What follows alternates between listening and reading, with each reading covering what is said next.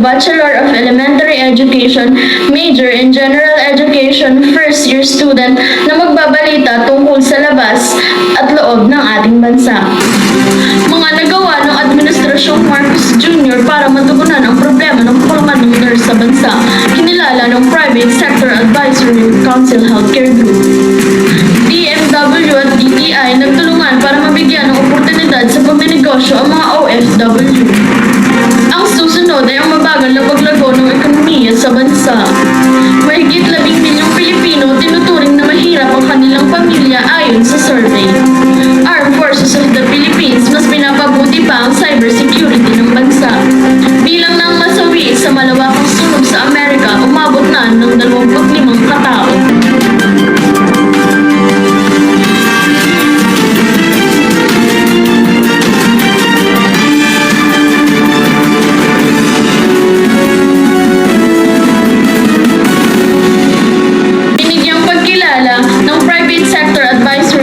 Healthcare Sector Group ang mga nagawa ni Pangulong Ferdinand Marcos para matugunan ang problema sa kakulangan ng nurses sa bansa. Ito ay sa pakikipagtulungan na rin sa pribadong sektor at iba pang stakeholders. Ayon kay PSAC Health Sector Lead Paolo Borromeo, patuloy na nadaragdagan ng nurses ng bansa sa tulong na rin ng Clinical Care Associates Program kung saan isang pool ng licensed nurses ang bubuuin. As of February 20, higit 300 CCAs ang naka-enroll na sa pribado at magpublikong ospital at inaasahang madaragdagan pa ito pagkatapos ng 2024 at 2025 Nursing Board Examinations. Samantala, isa rin sa mga development na kinilala ng PSAC ay ang Enhanced Master's Nursing Program na layo namang madagdagan ang nursing instructors. Sa ilalim nito, mula sa 3 taon, pinaikli na lang ng CHED sa 1 taon ang Master's Nursing Program. Samantala, naglunsad naman ng bagong programa ang Department of Trade and Industry at Department of Migrant Workers para mabigyan ng desenteng pagkakakitaan ang mga OFW. Layunin nito na maiangat ang ekonomiya ng bansa at mabigyan ng pagkakataon na makapagnegosyo ang mga OFW at para maiangat ang buhay nila at ang kanilang mga pamilya. Si Cherry Light magbabalita. Nilagdaan ni na Department of Migrant Workers o DMW Secretariats Leo Cacdac at Department of Trade and Industry o DTI Secretary Maria Cristina Roque ang isang Memorandum of Agreement sa DMW Makati Building araw ng Martes na nagtatakda ng pakikipagtulungan ng dalawang ahensya sa pagsuporta sa mga OFW sa kanilang pagnenegosyo. Sa ilalim ng kasunduan para sa kabuhayan at reintegration program, binubuksan ang daan para sa dalawang ahensya na bigyang kapangyarihan ang mga OFW at kanilang mga pamilya sa pamamagitan ng pagtulong sa kanilang mga micro, small and medium enterprises o MSMEs sa pamamagitan ng mga pagsasanay sa pagnenegosyo at mga seminar para sa pagpapalaganap ng kanilang mga produkto. Pangungunahan ng DTI ang pagpapalaganap ng mga opsyon sa pamumuhunan sa mga OFW, kabilang ang franchising bilang isang option para sa kanilang mga negosyo. Susuportahan din ng DTI ang mga benepisyaryo na OFW para ma-access ang suporta sa pananalapi sa pamamagitan ng mga institusyong pinansyal ng gobyerno at kasosyo sa pribadong sektor. Ang DTI ay naglaan ng ₱250 franchise fund at ₱1 bilyong para sa Business Expansion Program. This loan is really for everyone, for all the people that want to get into business, the people that want to avail of loans. Sabi din ni Roque, walang hinihinging collateral at walang hinihinging interest sa unang taon ng pagkuha ng loan.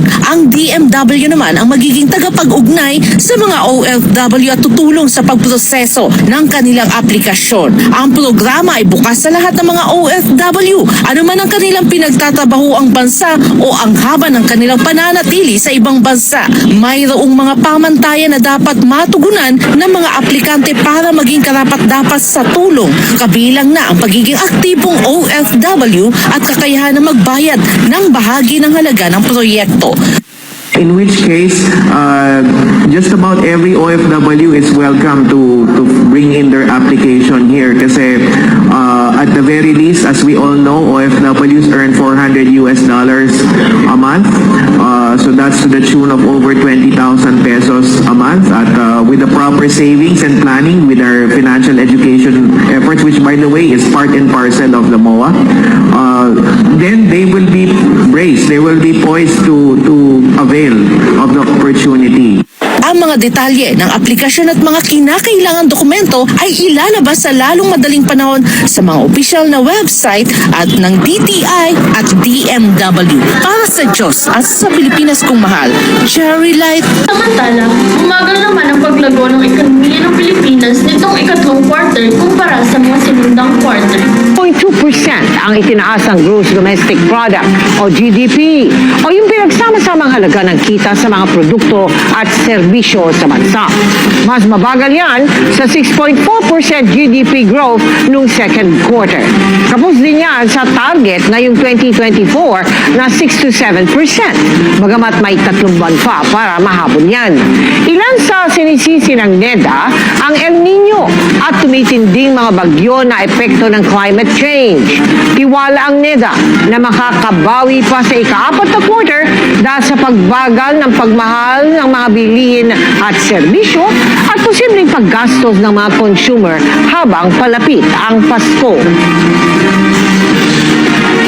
We anticipate increases in holiday spending, more stable commodity prices, given low inflation, lower interest rates, and a robust labor market. In the areas affected by typhoons, recovery efforts will drive economic activity and hopefully build back better. Samantala, patuloy naman na tumataas ang bilang ng mga Pilipino na itinuturing na mahirap ang kanilang pamilya. Ano-ano nga ba ang dahilan? Nasa frontline ng balitang yan si Kari Kager. Triple kayod si Monica para mairaos ang pang-araw-araw na pangangailangan. Bukod sa pagmamando sa parking at pagtitinda sa sidecar, sumasideline rin siya bilang manicurista. Mag-isa na lang kasi siyang bumubuhay sa kanyang 3 anak. Talagang sobrang hirap ma'am kasi lalo na yung hanap buhay namin nasa lansangan. Pero kahit papano naman ma'am, sa tingin ko para sa sarili ko, mapalad pa rin po kami kasi kahit papano nakakakain kami 3 beses sa isang araw. Sa kanyang maliit na tindahan naman kumukuha ng panggastos si Nanay Eden. 2 sa 4 na anak na lang daw ang pinag-aaral nila ng kanyang asawang tricycle driver, pero hirap pa rin silang mapagkasya ang budget dahil sa mahal ng mga bilihin. Sa umaga, almusal, tanghali, apunan. Po yung 500 kulang na kulang. Yung naitatabi ko na yun, nasa tindahan or sa tricycle, nailalabas po rin po yung lahat. Sa pinakahuling survey ng social weather stations, umakyat sa 63% o mahigit 17 milyong Pilipino ang itinuturing na mahirap ang kanilang pamilya. Ito na ang pinakamataas na bilang ng self-rated poor families sa loob ng mahigit 2 dekada. Bahagyang bumaba naman ang mga borderline poor o nasa pagitan ng mahirap at may kaya sa 11% mula 13%. Gayun din daw ang mga hindi mahirap na nasa 26% na mula 28%. Ayon sa SWS, hindi nila inasahang aabot ng ganoon kataas ang bilang ng self-rated poor families. We know that it is most reactive to the high inflation rate. Marami ding ibang contributors, baka nga pinaghalong suliranin tungkol sa mataas na presyo ng mga bilihin. Tapos sinabayan pa ng sunod-sunod na natural calamities. Nauna nang sinabi ng Department of Social Welfare and Development na mas paiigtingin nila ang kanilang mga programa para sa mahihirap. Pero para kina Monica at Eden, hindi dapat laging umaasa sa tulong ng iba. Samahan mo lang ng sipag, tiyaga, tapos yung panalangin ma'am. Baliwala yung kahirapan na yan eh. Maraming pwedeng pagkakitaan. Tipid na lang din po, ganon. Tapos ipon din po. Talagang sisikapin na kayo talaga ang gagawa ng solusyon para mabuhay tayo. Nagbabalita mula sa Frontline, Kari Kator. Samantala, mas pinapatibay pa ng Armed Forces of the Philippines ang cybersecurity ng bansa. Ito ang sinabi ng AFP. Kasunod naman ito ay ang ulat na di umano ay may mga Chinese hackers na nagnanakaw ng sensitibong impormasyon ng Pilipinas. Ngunit para naman sa isang geopolitical analyst, hindi hindi ito magagawa ng China. Kung bakit, alamin sa report ni Alvin Porsuelo. Inilabas ng isang media company na nito lang nakaraan ang balitang mayroon umanong mga Chinese hacker na tinatarget ang Pangulo ng Pilipinas at ninanakaw daw ang mga data ng militar. Ito umano ay isang Chinese state-sponsored hackers na tinatarget ang executive branch ng Pilipinas at kinukuha ang mga sensitibong impormasyon bilang bahagi daw ng kanilang matagal ng kampanya. Nakasaad din sa nasabing ulat ng naturang atake ay natuklasan daw ng mga hindi pa nakikilalang mga cybersecurity experts, ngunit hindi umano otorisado ang mga ito na magsalita. Nagbigay naman ng pahayag ang Armed Forces of the Philippines o AFP kaugnay sa nasabing issue. Ayon kay Colonel Francel Margarez Padilla, tagapagsalita ng hukbong sandatahan ng Pilipinas, na hindi na bago sa kanila ang mga cyber attacks. Pero nilinaw nito na kahit regular silang nakakadetect ng banta sa cyber world, ang importante anya ay kanila itong nadedetect at napipigilan. Cyber attacks are a daily occurrence, and what is important is we are able to detect and we are able to deter these attacks. So we have intrusion detection systems in place and intrusion prevention systems that are in place. Sa ngayon anya ay patuloy ang kanilang ginagawang pagpapatibay sa depensa ng Pilipinas pagdating sa cybersecurity. Katunayan, kasama na ito sa kanilang mga pagsasanay. So in the side of the Armed Forces of the Philippines, we are in very close coordination in terms of our ally partners na rin, no? So dito sa mga, even in our exercises, kasama na ang cyber natin dyan. Cyber security defenses, kasama na sa balikatan exercises and other exercises that we hold. And over and above that, malalim na rin, no, yung coordination natin with different agencies, because cyber security is the concern of everybody and hindi lang siya sa AFP per se. Samantala, para sa isang geopolitical analyst na si Professor Herman Camentong Laurel, kung totoo man ang ulat patungkol sa cyber attack sa gobyerno ng Pilipinas, hindi siya naniniwalang kagagawan ito ng China. Sa panayam ng SMNA News kay Camentong, piniliwanag nito na hindi magagawa ng China ang manghack sa Pilipinas dahil hindi naman anya ito mapapakinabangan sa paglago ng ekonomiya ng kanilang bansa. China does not need to do all this hacking. They're not war-oriented. At lagi namang kumbaga negosyo lang ang kanilang hinahanap, trading, pagpapalawak ng Belt and Road Initiative para ang infrastruktura ng mundo ay lalong gumanda para makatulong lalo sa trading ng mundo. Binigyan din ito na kung meron mang aatake sa Pilipinas, yun ay walang iba kundi ang Amerika dahil ito lamang ang bansang may malawak na access sa cyber world at hindi na rin anya ito ang unang beses na pinagbintangan ng China. Naaalala natin yung Volt Typhoon na tawag, no? Again, America accused China of hacking ng American mga sites and so on. Pero after a few months, inimbestigahan ng China, napakita nila lahat ng ebidensya na ang Amerikanong gumagawa gamit pa yung mga sites na yung mga app ng Amerikano at yung mga tawag dito mga tulad ng Google, tulad ng Microsoft, yung mga app ng Amerikano ang ginagamit para maggawa ng hacking. So again, this is an operation of the American black operations. Anya, maging ang ibang bansa ay alam ng Amerika lang ang mahilig na manghimasok sa usapan ng ibang bansa gamit ang modernong teknolohiya.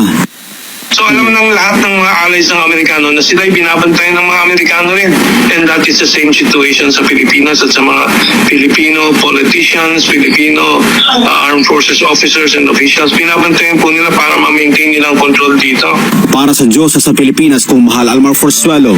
Umakyat na sa 25 ang nasawi sa malawakang World Fair sa Los Angeles, California. Ngunit sa gitna ng pinagdadaanan sa kuna, mas nanaig ang bayanihan sa mga kababayan nating apektado nito. Ating saksihan.